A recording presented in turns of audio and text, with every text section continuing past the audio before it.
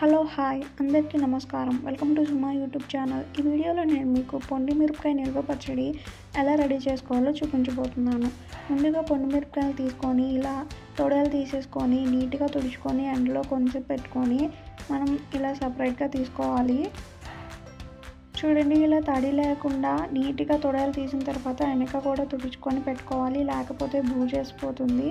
కాబట్టి మనం ఎలాంటి తడి లేకుండా జాగ్రత్తగా నీట్గా తుడుచుకొని పెట్టుకోవాలి. నేనైతే ఒక 1/2 kg పొండు మిరపకాయలను తీసుకున్నాను.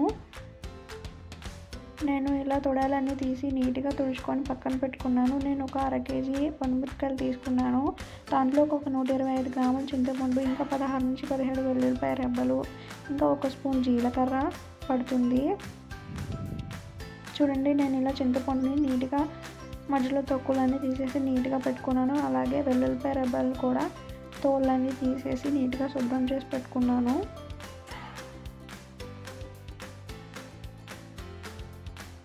ఇంకా దీంట్లోకి ఒక 100 గ్రాముల కల్లుప్పు పడుతుంది.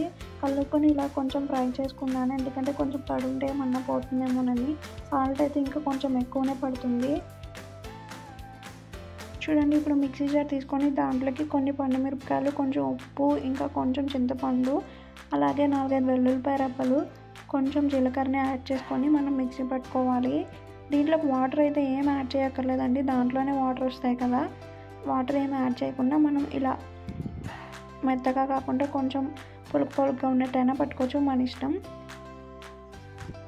ఇష్టం మనకి ఎలా కావాలంటే అలా పట్టుకోవచ్చు. నేనైతే కొంచెం మెత్తగానే చేసుకుందాం అనుకుంటున్నాను. ఇలా నీట్గా పచ్చడిని మనం ఒక జాడీలోకి లేకపోతే ఒక గాజు సీసాలోకి పెడితే మనకి చాలా అంటే చాలా ఫ్రెష్గా ఉంటుంది, చాలా రోజులు నిల్వ కూడా ఉంటుంది.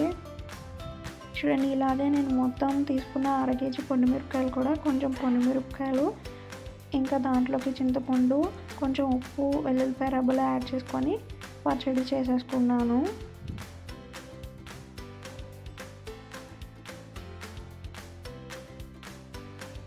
ఇలా మనం మొత్తం 1/2 kg పొండు మిరపకాయలని కూడా ఇలా మిక్సీలో పట్టుకొని మనం ఉప్పుని యాడ్ చేసుకుంటూ ఇలా చింతపండుని యాడ్ చేసుకుంటూ మొత్తం పచ్చడి పట్టేసుకోవాలి.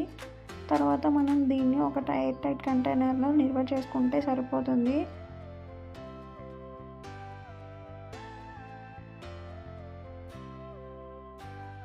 చూడండి, ఇలా ఈజీగా సింపుల్గా మనం ఇంట్లోనే పొండి మిరపకాయ పచ్చడి రెడీ చేసుకోవచ్చు. చాలా అంటే చాలా టేస్టీగా ఉంటుంది. వేడివేడి అన్నంలో కొంచెం పొండి మిరపకాయ పచ్చడి కొంచెం నెయ్యి వేసి తింటే సూపర్గా ఉంటుంది.